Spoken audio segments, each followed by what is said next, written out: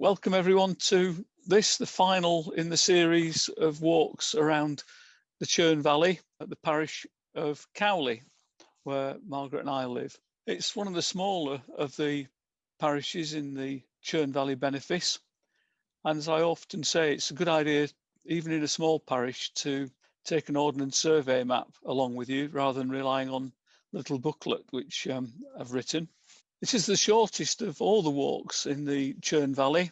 Just a triangular shape, really, goes out from the centre of the village, across the fields, into Cowley Woods, and then goes as fast as possible to the Green Dragon Inn for a pint, and back along the road there past the guide centre. I am going to add a bit more onto this walk today, if you'd like to stay with us.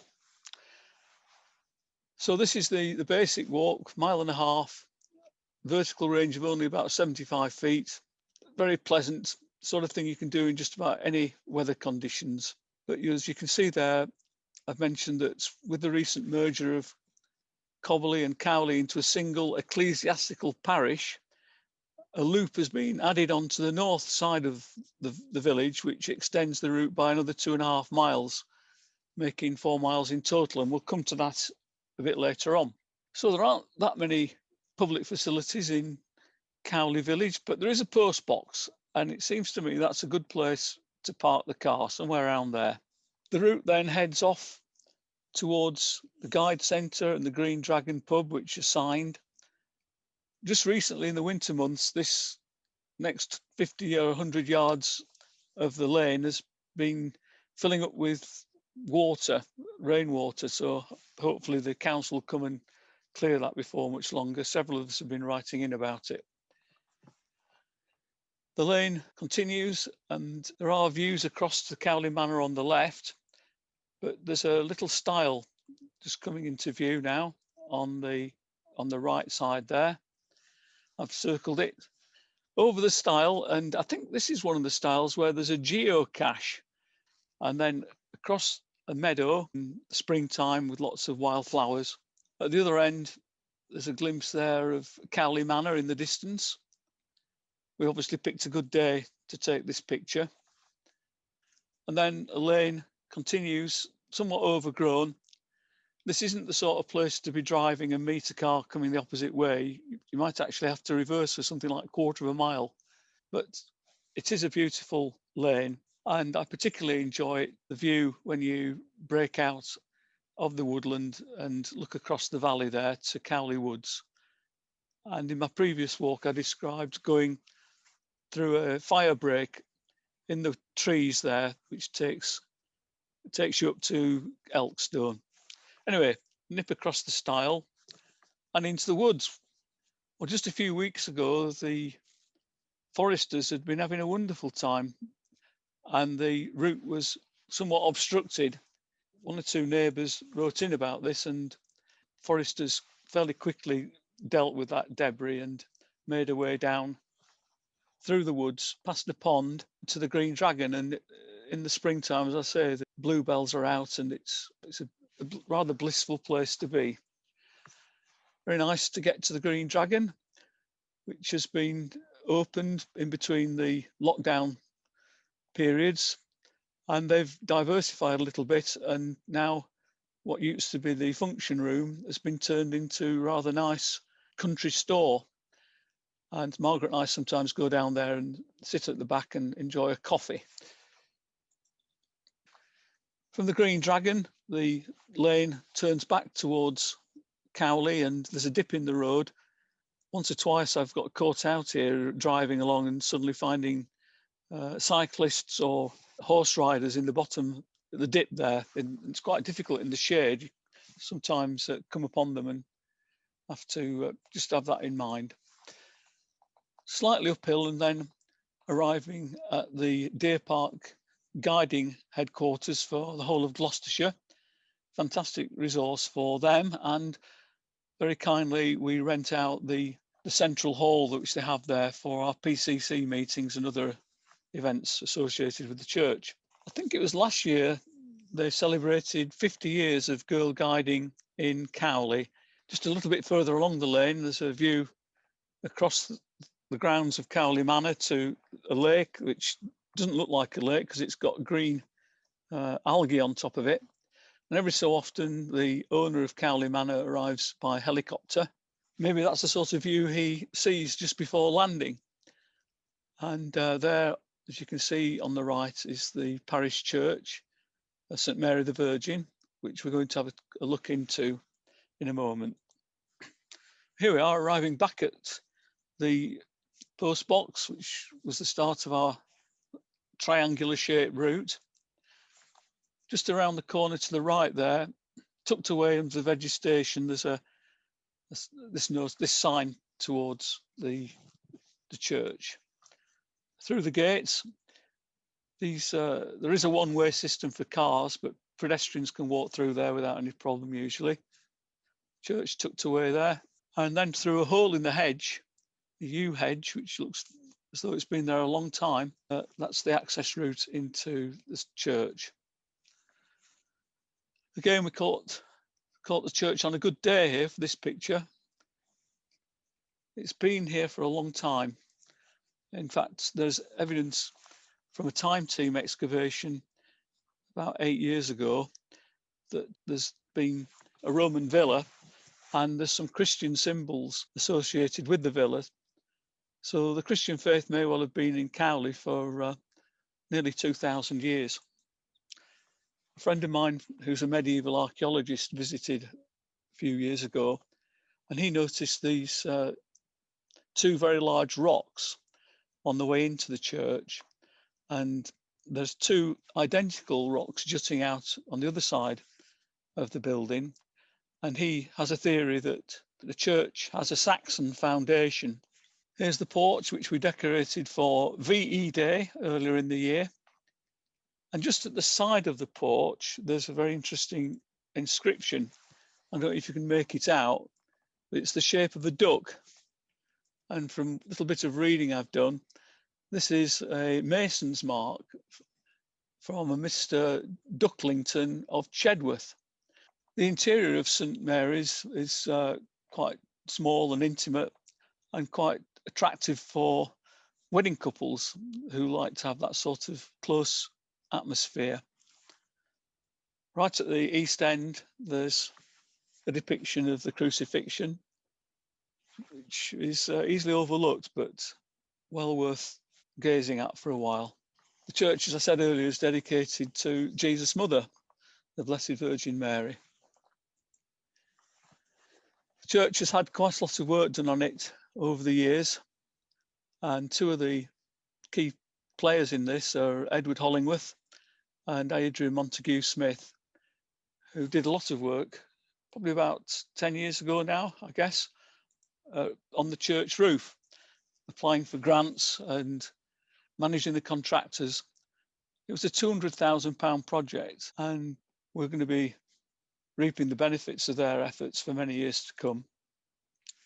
Another big figure in the life of Cowley Village is Nora Sly, who was with us until only earlier this year when she passed away. The masons who were doing the repair work on the roof and around the tower decided that they would like to depict her in the pinnacles, which you can see there right at the top of the tower. You do need binoculars to see it from ground level. There we are, I've highlighted the relevant pinnacle. I don't know if any of you have ever been up the tower at Cowley, but these are some of the views. That's looking back over the pond towards the lane which we walked up from the Green Dragon pub. And then looking to the east, across the churchyard. Some of these trees have needed a bit of attention recently. And Michael Dykes, our very able church warden, is shown there with his orange jacket on, helping his brother-in-law with the bit of forestry work on the trees, a bit of tree surgery. Very grateful to Michael. He's also taken on the responsibility for Cobbly Parish Church in the last couple of years.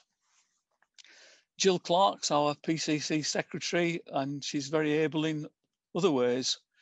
She's had at least 2 books published, And this one called Fallout is very interesting because it starts off on the south coast of England, and the main character makes his way back to Cowley and eventually to Minchinhampton. So if you've ever wondered what it would be like to live in a post-apocalyptic world, then Jill has some insights there. We also decorate the church for Christmas, as you might expect, and I think this one coincided with a wedding, so they'd brought in some extra decoration.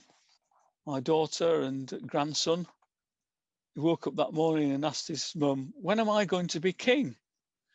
And he found out a few hours later. The church being situated next to Cowley Manor makes this a very attractive venue for wedding couples. And I'm just going to play you a little bit of music from the bells, which are quite famous, not because they're particularly good, but they're quite difficult to play.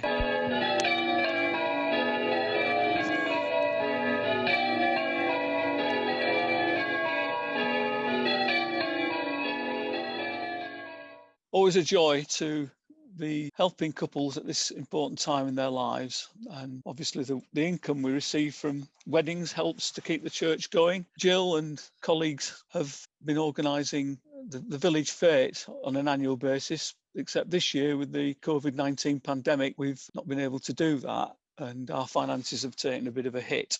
Nevertheless, there were sufficient funds for the lighting project to go ahead. Again, grateful to Edward Hollingworth for supervising that. It was a very long time coming because of difficulties in discussion with the Diocesan Advisory Committee. More recently, because of the pandemic, we celebrated our Harvest Festival outdoors for the first time. At least we could sing without having to wear masks. And another feature of the pandemic has been provision of a drop-off point for Cirencester Food Bank. We were in there just the other day and someone had very generously given this whole big blue bag of tinned food, which I'm sure will be greatly appreciated. The economic fallout of the pandemic could even be worse than the health effects. Another interesting feature of the church, I hope I'm not going on about this too long, is the little stairway that used to go up halfway down the nave to what would have been known as a rood screen with a cross on top of it. That's all been blocked off now. Edward was particularly interested in the old paintwork, but having had a conservator to check it out, we decided, with permission of the Diocesan Advisory Committee, that we could safely paint over all that. It was more of a Victorian origin rather than something in medieval time. So we're very pleased that the decorators were able to come in. We weren't able to use the church anyway at that time because of the pandemic, and they got on with freshening everything up. So it's going to look really good for wedding couples, hopefully when we can get back to normal again in a few months' time. Edward also carried out a wiring of the external flood lighting system. And that's how it looks now, at, just for an hour or so in the winter evenings. Looks quite special and you feel completely safe walking around the building in the dead of night.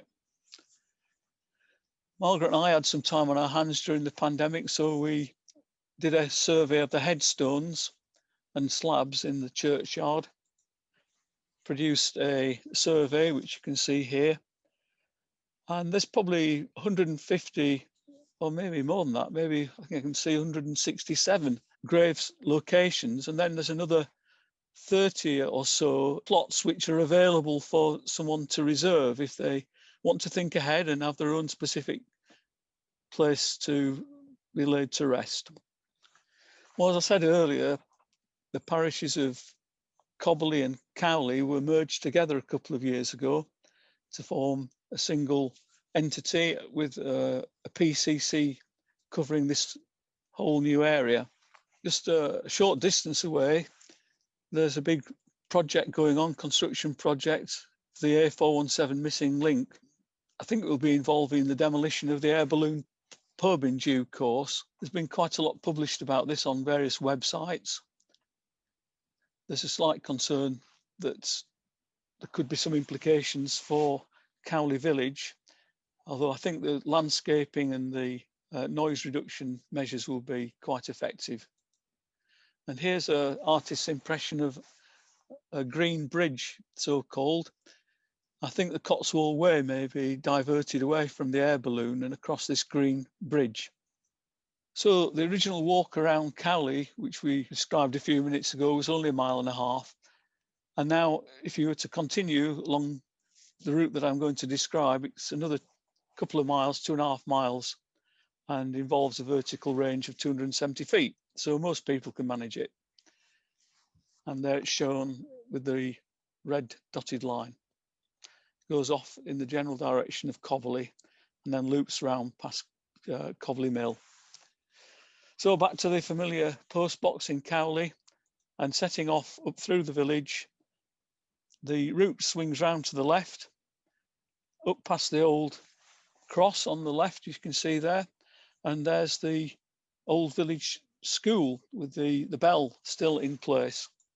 Further up the lane, the view across the fields, and on the left, the entrance to the original rectory, a large mansion with quite a bit of history around it. It's been suggested that Alice in Wonderland was partially written there. A couple of years ago, one of the landowners thought he could have an agricultural building at the top of the hill there and made himself a zigzag path.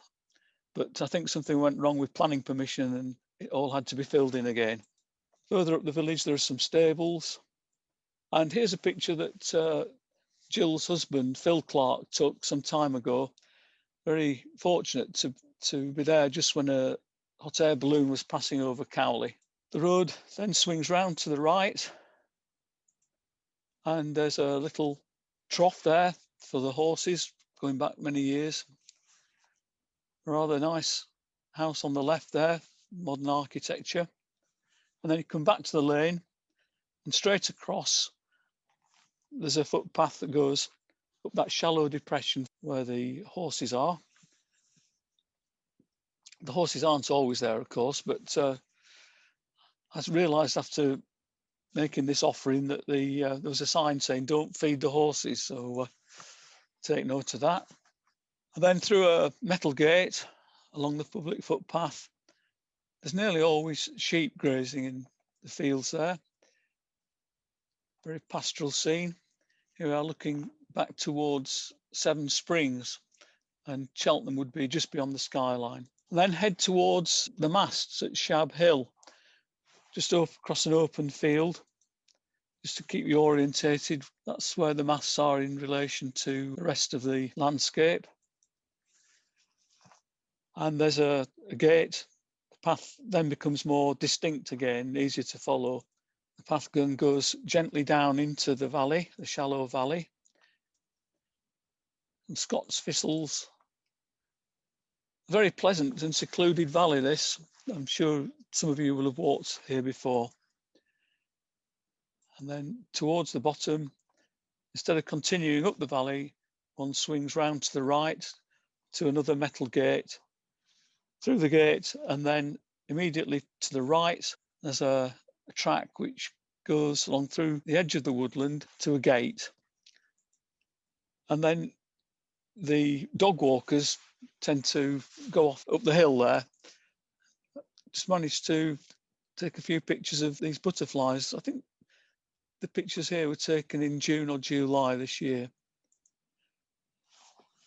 I'm not very knowledgeable on butterflies or flowers, or I've got an app on my phone called Seek, and you can download it for free, and you point it at the thing that interests you, and it'll usually come up with the name and a little bit about the characteristics. And this was just taken with an iPhone, so quite good quality really to get that level of detail. The Woodland Trust own quite a bit of the land around here. You can see a bench there for if you want to sit down. Then continuing along the track in the general direction of Cobali. I think this is an anthill.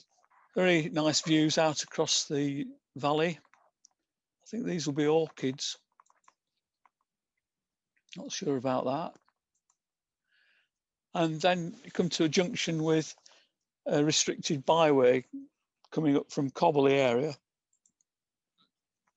At that point, there are two mounds which are considered to be old burial chambers, a bit like Bellas Knapp if you've been up there, although I don't know whether these have been properly excavated. They were on the Gloucestershire Way at this point. The track would continue uphill towards Shab Hill, but if you turn right instead, you go gently down past some sheep pens and onto what we call the back lane between Cowley and Ullenwood. Again, this is a popular area for dog walkers. That's why the cars are parked up. The route to the left there, where Nigel's standing, goes back to Cobali, but straight ahead, where Margaret and Anna are walking, goes towards Cowley. View across the fields there again in the direction of Seven Springs. And then instead of continuing on the tarmac road to Cowley, there's a footpath goes off, as you can see, the Gloucestershire Way. It diverts at this point after only 100 yards, keep to the right, very nice woodland walk, and you come out at the back of Cobbly Mill, which has a lot of interesting history that you can read up about. The footpath's been diverted around Cobbly Mill, and the obvious route is round to the left, but down through the undergrowth there's a little path that goes back towards Cowley, across a little bridge, alongside the stream for a little while, and then through this gate. And there's a relatively new set of buildings here associated with Cotswold alpacas. And in Cowley village, there's a group of people called the Wild and Woolly Women, I think, who do spinning of alpaca wool. This track was in good condition in summertime, but in winter it does get very muddy. At the end of the short section there, you climb over this stile through a gate and across those fields that you can see up ahead. Just recently, one of the local farmers has been keeping goats in the field there. The landowners planted some trees, and there are pipes underground to make sure these trees get enough water to get them established. Very nice buildings on the right, and something that from a distance definitely does look like a horse, but it's just the right shape and it kind of enhances the landscape. Over a stile, or better still, open the gate, and a little country lane goes for 100 yards or so into Cowley. This little lane here gets very congested when Cowley Manor is in full swing. It becomes quite a challenge for vehicles to get past. Here's Cowley Rectory, where Margaret and I have been living for the last few years. We decked it out a bit for VE Day. And here we are, back at the famous post box in the centre of Cowley village. So that concludes the walk around Cowley Parish and concludes the series of 10 little walks which we've been doing together over the past year. Thank you.